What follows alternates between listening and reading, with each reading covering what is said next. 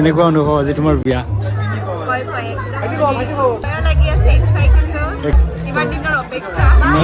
মই ফটোগ্ৰাফাৰ কংকন দেৱী পুনৰ স্বাগতম জনালো আন এটি মিনি ব্লগত। আৰু আজি গৈ আছো এখন ৱেডিঙৰ শ্বুটৰ বাবে। যিহেতু আজিৰ ৱেডিঙৰ কামটো বটছাইত লোৱা আছিলে, তাৰ বাবে প্ৰথম দৰা ঘৰত আহিলো আৰু এয়া হৈছে দৰা। দৰা ঘৰত থাকিব আমাৰ টিমৰে ফটোগ্ৰাফাৰ আৰু ময়ো এনেকৈ দৰা ঘৰৰ পৰা ওলাই আহিলো আৰু আহি পাই গলোহি কইনা ঘৰ। আৰু ডেকৰেশ্যনটো কিন্তু বহুত বেছিয়ে ধুনীয়া লাগিছিল নহয় জানো? আৰু এইফালে চিনাকি কৰি দিছো আজিৰ কইনাজনীক। আৰু অলপ সময় পিছতে আয়তীসকল খুৰী, জেঠী, পেহী, বাইদেউ, ভণ্টি সকলোৱে মানে এনেকৈ পানী তুলিব যাব ওলালে।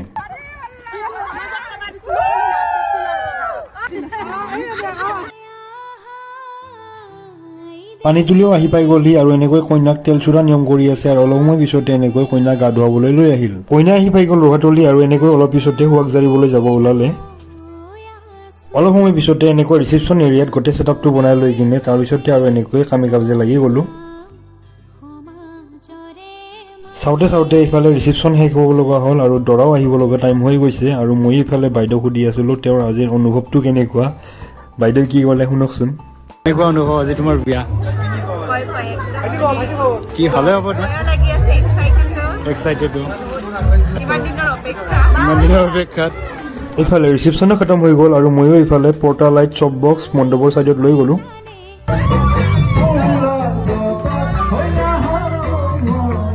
কইনা খুৰীয়ে এইফালে দৰাক আদৰিবলৈ সাজু আৰু এইফালে দৰাও আহি পাই গ'লহি। দৰাকো এনেকৈ আদৰি লৈ আহিলে আৰু বিয়াৰ নীতি নিয়মবিলাক এনেকৈ আৰম্ভ হৈ গ'ল।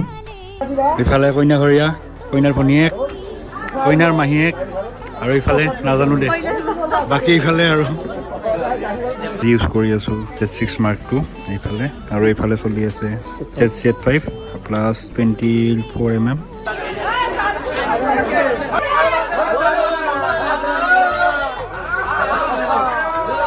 দৰা এনেকৈ কইনাক মাতিলে আৰু কইনা ওলাই আহিল আৰু এনেকৈ অসমীয়া বিয়াৰ নীতি নিয়মৰ মাজেৰে বিয়াখন শেষ হৈ গ'ল আৰু কইনা বিদায় দিয়ে মানে সময় হৈ গ'ল।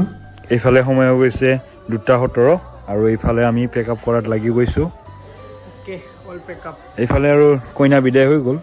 এয়া আমাৰ কইনাৰ ভনীয়েক। তো লেটছ বাই বাই। আৰু এইফালে আমাৰ ডিজনীলেণ্ড বাই বাই। তো আৰু